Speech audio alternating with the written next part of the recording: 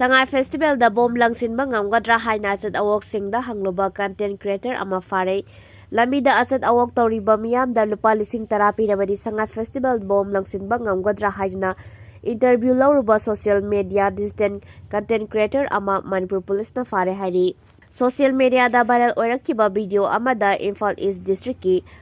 Harau Lau Pangai Yangdong gi Tangkham Awang Laikai digi Yungkhai Bam Santi Kumar Chei Kunma Kauba Miyoi asina Khwaramban Kainthel da lakhiba miyam da interview lauroduna lupa lising terapi rabadi hauji pangthokliba Shanghai Festival da bom langsinba ngamgadra haina hangba video ama social media da viral oiraki maduda Manipur police na FIR ama register tawguna thigatpa horakhibani miyam da insinba amadi criminal offense chathanaba lautuna bada yawi amadi miyam da aranba pausandu I haibagi maralda Yungkhaibam Santi Kumar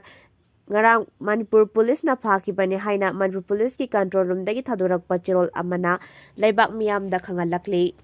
Hiyang hiren tanaba yengba lakpasing lekai da lehaloi akhoi gi phangpham thokpa sing matuna thamlinge gi serak asida Shanghai Festival ga mari lenena hiyang hiren tanaba gi thoram November 13 ta pangthokani hairiba sianing dei namduna pangthokpada kanagumna yenglamba thoklagadi lekai asida lehaloi haina Brahmapur Thangapat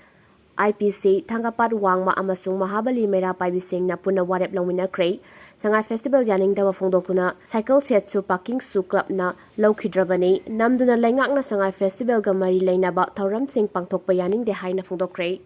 Shanghai Festival HOUDOKPA YOURUBA MLA ani da kokomi gi wahang Shanghai Festival HOUDOKPA YOURUBA MLA ani miyam gi mayokta leblibra Miyam gi apunba kolaw gi mayokta Shanghai Festival HOUDOKPA YOURUBA MLA ani miyam gi mayokta lepani hairibra haina kokomi na hanglakli lubasigi IPR sub convener Laikram Jayantana kuyek pidun thadorakpa cherol amana hai leibak miyam na kumsigi Shanghai Festival asi matang amadi matang maram sade haina yaningda phongdokuna akanba khongjang changsin ki amadi asok apan yawba phawba yawnaki Miyam ki khongjang marakta namduna haudokhiba thoram aduda thongju SLMB constituency gi MLA thongam Biswajit amadi Nambor SLMB constituency gi MLA thongnaujam Basanta gi khongthang asi miyam gi mayokta phongna singna bo oina lofom thokpra natragana karini haina logoda gi haina hanglakli MLA na anina kendra gi MLA oina sarugya khibani hairabani na Thongzu amadi nambon kendra gi miyam na isa gi mihutni hairiba misak sing asina miyam gi mayokta leblak pagum tawriba si kamdauna ubiba ge haibasi Manipur miyam da kendra ani asigi miyam na warep lobiduna MLA ani asida wafam sing thambiduna wapkhal Taminabiyu haina appeal tawrakli Cherola sina hai ekhoi gi mihutna miyam gi aningba pambagi mayokta phongna singaduna leiraklabadi democracy amasung elected representative ki wahan thokuna manghanbani haina lofom thoi miyam gi mihutna miyam gi warep usitta ba tarabadi maduda aikhoina karamba khongthang logodage haibasi miyam hupna khangminadrabadi isagi right jon Phukhibagi khunai ama oina mihusing asina lawraktuna miyam bu ikai khumna ba hantharakpaga loinana makoina tawning tawba tawrakpada miyamna karisu haiba ngamjadaba khunai amagi phibamda leirakpa yai MLA ani na karimata nasungdana miyamna yadraba thauramdra saruk yaruba asina uthok likliba thawong asil yamna laibak thibani Asigumba phibam asi matang matam charingai da wakhan tamina haudrabadi lemhoriba MLA sing amadi tungda lakadaba MLA sing na sumiyambu thawai usittabagi phibam amada chanabi amagumna laikhrabadi khunai asi democracy gi mingda director natragana authentic leader ngakta oirakadra haibagi mipaiba fawi MLA anina Shanghai Festival HOUDOKPA saruk yaruba sigi tangai fadaba maram leiragadi lebak miyam da khanghanbiu mari leinaba kendra gi ireisa singna hiramasi gi matangda nainabiu hairi Indo-Myanmar border fencing na border da taramba Kuki Khul kaya ani Thokna Khaidokpire KLAL India Bangladesh amasung Myanmar na border area da demarcation tawbaga loinana border fencing khabagi thabak chathariba asi leibak sing asida leiriba Chinkuki Mizo miyam marakta tokhai khaidokna ba honaba amasung makhoigi paripuri dagi leiraklaba punsi mahingda akaiba piba honabani haina Kuki Liberation Army led column na thadorakpa chirolamana hairi Cherola sina makata na haribana international border asi indigenous people singi ayaba yauraga semkibanate masina maram oiraga UN declaration on the right of indigenous people gi makada piriba makhoi gi hak sing adu khongauna bani Thawong asina makhoi gi pari puri gi oiba homeland sing asdu maset thugaina bahonabani Indo-Myanmar border fencing asina India ga lonana lairiba Myanmar amasung Bangladesh anida khundariba sinkuki zo singe marakta tokai khaidokna badanatana makhoi gi family kaya ama khaidoknaba amadi culture gi lairiba mari sing adu sontha handuna traditional governance system da yekai thingai ba pibani Dangau Bongmol, CS Technopol, Tanjang, Gang Pichong, J Munom, Motha, Hes Munom, Howland Phai, Leizang Phai, Amasung, Langsam Hairiba Indo-Myanmar border da Lairiba Khul Sing asi matam sangna customary trainer amagi makhada lairakpana loinana village chief Singna lengak sasan tauraga lakhibani adubu hauzik sathariba Indo-Myanmar border fencing asina hairiba Khul Sing asi ani Thokna Khaidokpire Myanmar amasung India ani gi tongan ba jurisdiction ani gi marakta laikhre masina makhoi gi citizenship ki matangda samamnaba kaya laire border fencing asina chin kuki mizo sing asi tokai khaidokhiba maruaina puna laiminaramba Khul Sing India amasung Myanmar gi tongan ba jurisdiction da laikhiba asina makhoi gi tungi punsi social gi oibna lainaba mari amadi identity na singbada sauna kaiba pire hairi Security Force na CC Higher Secondary School ge MAHEIROI ama PHUKHIBAGI MAIYOKTA KHONGJANG changsinkhre ngarang iko dolai thabi yekhuman amasung sadu yekhuman gi IDP singna makhoi masagi khul da sangjara ge haina changsinkheba khongjang aduge manungda Security Force na CC Higher Secondary School ge MAHEIROI ama tamthina fubadagi asok apan nanghankheba thaudok adu yaningda phongdokuna maduda senari ba State Police personnel aduge mathakta akan backsal logodabani haina ngasi CC Higher Secondary School TZ Higher Secondary School, Zonoston Higher Secondary School, amasung Iboton Sana Higher Secondary School ge MAHEIROI singna protest rally amagal loinana governor da memorandum bisinkre MAHEIROI sing aduna ngasi sanjan thongda pulap matung rally aduga loinana governor tamna lakhe adubu hairiba rally adu nitai pa chuthekta leiba Nupilan complex mapayorakpada Imphal Police amasung Imphal Police amasung City Police ki yamlaba team amana thatuna thamke loinana City Police Station gi OC gi maikai degi MAHEIROI sing adubu ningthina convince tawraba matungda mihut ahum khangalaga governor da memorandum pisinba yanakhe MAHEIROI singi mihut ahum aduna governor da memorandum pisilluba matung paumi singa unakhiba amada phongdokhibada Security Force na ngarang dolai thabida IDP singa changsinkiba protest adugi manung CC Higher Secondary School da class 12 tamliba MAHEIROI atmabu uniform sena MAHEIROI ni khangna tamtina fu chaiduna sokhan khibagi thaudok adu yaningde thaudok adu sokhiba MAHEIROI adu hauji laikatnari bani maramaduna MAHEIROI sing asi laikatna bada sarkar gi makedigi mateng pangbiu haiba governor da taksin khibani haike Kuki Singna Hattokpikhraba Sdpo anangi mapok kumon pangthokre matam kuina more border town da OC amadi Sdpo Manipur police oina thabak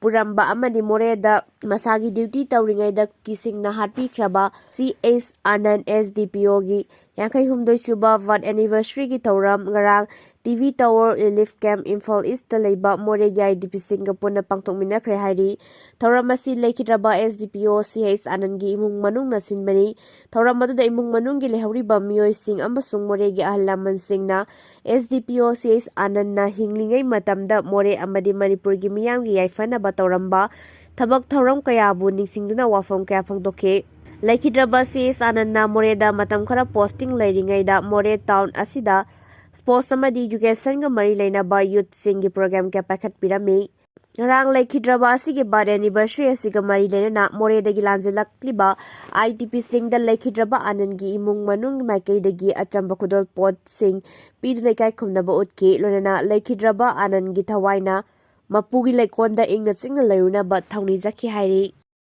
Arunachal da pokpi India nupi ama Shanghai airport ta awaba takre Arunachal Pradesh tagi nupi ama Shanghai airport ta transit hold ama da magi Indian passport valid oi haibadu yakhidaba matung mahakpu detain tawba amasung awaba pibagi damakta Chinese authority wa maral sikre microblogging site X da post camera da pema wang thongdok na mahaki pongna mafam Arunachal Pradesh China gi saruk oiba maramna magi passport invalid ni hairaduna November 18 da Shanghai Pudong airport ta immigration official singna mahakpu pung 19 detain tawguna thamki haike Thongdokna November 18 da London dagi Japan da lakpada pung ahum gi matam amagi damakta Shanghai da landing tawki November 18 China Immigration amasung China Eastern Airlines Corporation Limited ki wafamsingdagi Shanghai Airport tapung 19 henna aihakpu faduna thamki makoina aigi Indian passport invalid ni haiki madugi maramdi makoina China gi territory ni hariba Arunachal Pradesh na aigi pokfam oibagi ni haina extra post amada mahakna iki Atopa post amada thongdongna immigration desk the official Singna mangonda Arunachal Pradesh ta mahak pokpa maramna magi Indian passport invalid ni hairaki hairi Hongdok ki statement matungina mahaki pokpham adu Arunachal Pradesh ni haiba khanglakkhibadagi Chinese immigration officer Singna magi Indian passport invalid ohenke mangonda official Singna magi Indian passport recognize tau haiba yadana Arunachal Pradesh China gi saruk ni haiki mahaki passport matki amasung valid Japanese visa ama pairaba phawbada su mahakpu magi makhada flight tongbadagi thingki mahakti Chinese passport amagi damak apply tawgadabani haina phawba phungdok tuna immigration officer Singh amasung China Eastern Airlines staff na mabu saiki amasung karemna ke mangonda sara thangna basinjak airport facility fangan kide mahaki status ki matangda official oiba anoba pau amata khangan kide mahakpu Japan da paigadaba magi flight tongba su thingki amasung flight sing tongkidaba amasung hotel booking singdagi selgi amangba kaya thokanduna China Eastern Airlines ki anoba ticket amag leige haina mahakna yaraba matam khaktada magi passport amuk hana pithoklakhi waraba amasung tawningai amata leisilaktabadagi UK dagi marup amagi khuthangda mahakna Shanghai da Indian consulate amaga pau faunake Consular intervention ga loinana mahak aroibada numidang athengbada airport adu thadolakpa amasung mahaki khongsat amuk haubangamki thogdok adu India gi 70 da atamnana ikaiba piba amani haina hongdokna wathok adu Beijing da pukhatnaba Prime Minister Narendra Modi amasung Indian authorities da appeal tawkhre mapanda chepa matamda asigumba awawa singdagi ngakthoknaba Arunachal Pradesh dagi Indian pumnamakta compensation amasung guarantee pinaba accountability lehenaba Indian government ta mahakna taksinkhre Lebaga sigi tongan mafamda thokpa accident ki thogdok singda 13 siankre Tamil Nadu gi Tenkasi district ki manung chana leba Kaya narul manakta private bus ani thomjinnabada yamdrabada miyoi taruk sikre aduga kuntrana asokapan nangkre amaromda Uttarakhand gi Tehari district ki manung chana leba Narendra Nagar area gi Kunjapuri Hindolkhal manakta leba meter humputra rom luna leba singsepta tasinduna miyoi manga sikre aduga kaya amana asokapan nangkre Tamil Nadu gi Kaya narul da thokhiba private bus ani gi accident adu Sankarna Kobilom dagi lakpa private bus amaga MAIYOKTA na lakpa bus amaga thomjinnabada accident adu thokibani haina police official singna phongdorakli ngarangi thawdok adu hek thokhibaga police fire service personnel singna asokpa sing adu bukannabagi thabak jathaki loirana Tenkasi government hospital da asokpa phumnamak layengli makhoi manungda khara amadi aruba phibam amada leiri hauzik phawbugi oina accident da nupa amasire nupi manga amasung sire habigi pau confirm torakre Chief Minister Stalin na thawdok adugi matangda nungaitaba phungdokpaga loinana District in Charge Minister da lokhatpa yaba matengi thabak sing lokhatnaba khangankre Uttarakhand gi thawdok adu da passenger kunipal lompuduna lakhiba bus aduna Hindorakhal gi meter humputra rom loba singseba adu da tasinduna miyoi manga sikibani Ngarang ayuk thokiba thawdok adugi matung police ki makedi gi phongdorakpada State Disaster Response Force ki rusingba arapan Yadubansi na force adugi team manga mafam adu thajinduna soklaba sing adu bukananaba tabak athubada jathaki hairi rescue workers singe makedi gi phongdorakpada miyoi manga ya siba haksang phangkhrabasu khara amasu basnana sinduna lairamba yai haina singnabadagi punna sikhiba mising adu makhata na hengalakpa yabagi fibamda lairi Accident adu karamna thokibano haibagi chap chaba maram khangba ngamdri atopa pau amada Bengaluru da Vande Bharat Express train na thombada nursing MAHEIROI ani sire hairi nupa masa amasung nupi masa adu karamna ngarang numidang waram Bengaluru gi station gi manakta leiba Sikabanabara station yoramdai da thokibani bisi adu suicide oigadra haina phongdoknarakli Nigeria da fakhiba angang yangkai kulai paibasing adudagi nanthokuna chentorakle haukiba sayolda Nigeria gi awang thangba mafamda leiba Christian boarding school amadagi kulai paibasing na school gi MAHEIROI chahumga somna ahum amadi oja 32 falna pukiba loinana security guard punongmaina kap lamba thawdok adugi matung ngarang angang yangkhai khulai paiba myoising adudagi nantorakle haina Nigerian authority na confirm torakle. Official sing aduna phongdorakpagi matung inna housing mahairoi chaniga yangkhai humdoirong khulai paiba sing aduna fajinduna leiri. Mahiroi sing adugi marakta sumnagi chahi tarukta ngairiba angang fawba yauribani. Official oiba Cherol lamada Christian Association of Nigeria gi chairman amadi Catholic Bishop amasung oiriba Bulus Yohanana School adugi chairman oibani. Mahakna irai amasung thangja numitagi hauraga fadna leiriba angang sing adu nongmai paiba kangbu sing adugi makutagi nanthorakpa ngamkhibani. Marak asida US ki President Donald Trump na Christian sing bu hatpa amadi khulai paiba Muslim amadi Christian tribe sing gi manungda leiriba miyoi sing adugi mathakta akhanaba scrutiny tawnaba phongdorakpa laikhrabani. Ngarang Poblio Taramari na angang sing adubu tekta kaiduna thadoraknaba khulai paiba sing adugi appeal tawbasu laikhrabani. Nigeria da school gi mahairoi sing phabagi thabak asi khulai paiba sing aduna makhoi leiri haiba taknanabani hairi.